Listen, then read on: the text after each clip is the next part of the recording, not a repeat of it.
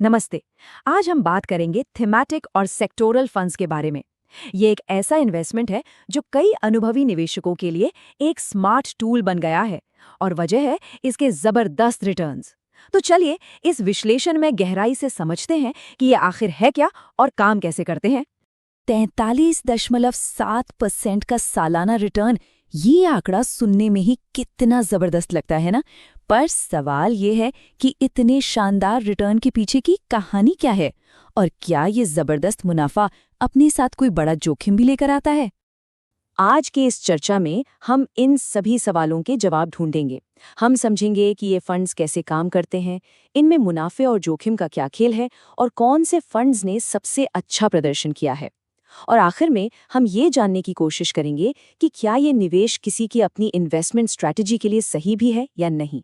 तो चलिए शुरू करते हैं। तो पहला सवाल, क्या सच में 44% तक का सालाना रिटर्न मुमकिन है? जी हाँ, कुछ निवेशकों के लिए थीमैटिक फंड्स एक ऐसा ही स्मार्ट टूल साबित हुए हैं जिन्होंने हाल के कुछ सालों में कमाल के रिटर्न्स दिए हैं। देखिए, कई निवेशक बाजार में ऐसे मौके खोजते हैं जो नॉर्मल मार्केट के एवरेज रिटर्न से कहीं बेहतर हों। थीमैटिक फंड्स ठीक इसी सोच पर काम करते हैं। इनका एक ही लक्ष्य होता है, मार्केट इंडेक्स को पीछे छोड़ना। तो दूसरा सवाल कि आखिर ये थीमैटिक फंड्स हैं क्या? आइए इनके इस फोकस्ड अप्रोच को समझते हैं। अगर बिल्कुल आसान भाषा में कहें तो थीमैटिक फंड्स अपना सारा पैसा किसी एक खास सेक्टर जैसे आईटी या फार्मा या फिर किसी खास थीम जैसे डिजिटल इंडिया या ई-कॉमर्स में लगाते हैं। मतलब इनका पूरा फोकस भविष्य में बढ़ने वाली इंडस्ट्रीज पर होता है। और यहीं पर सबसे बड़ा अंतर आता है।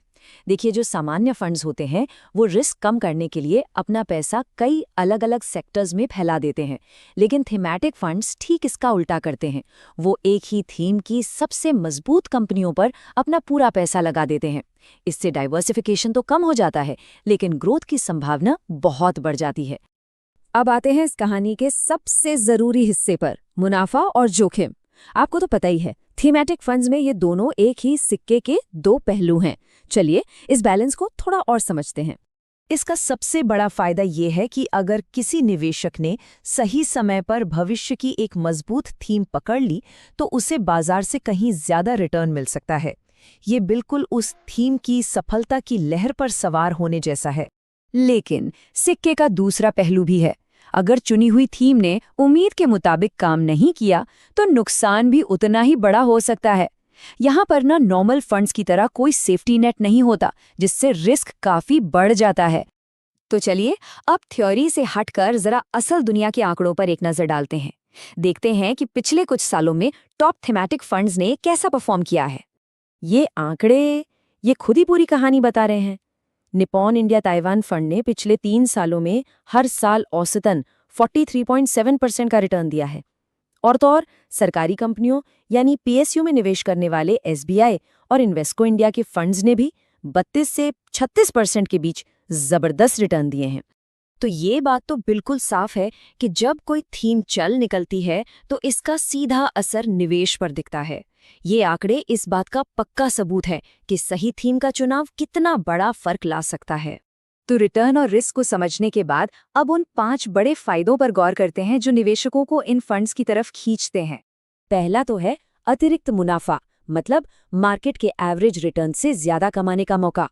दूसरा, टारगेटेड निवेश। अगर किसी को टेक्नोलॉजी या हेल्थ केयर जैसी किसी खास सेक्टर पर पूरा भरोसा है तो ये सीधे उसी में पैसा लगाने का सबसे अच्छा तरीका है। तीसरा, एक्सपर्ट मैनेजमेंट। इसमें आपको फंड मैनेजर्स की गहरी रिसर्च और अनुभव का पूरा फायदा मिलता है। चौथा है बेहतर डाइवर्सिफिकेशन। ये किसी के ओवरऑल पोर्टफोलियो में एक नई तरह की वैरायटी जोड़ता है।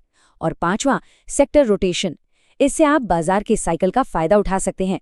मतलब जब कोई खास सेक्टर अच्छा कर रहा हो तो आप उस ट्रेंड का हिस्सा बन सकते हैं। अच्छा, अब हम अपने विश्लेषण के आखिरी पड़ाव पर हैं।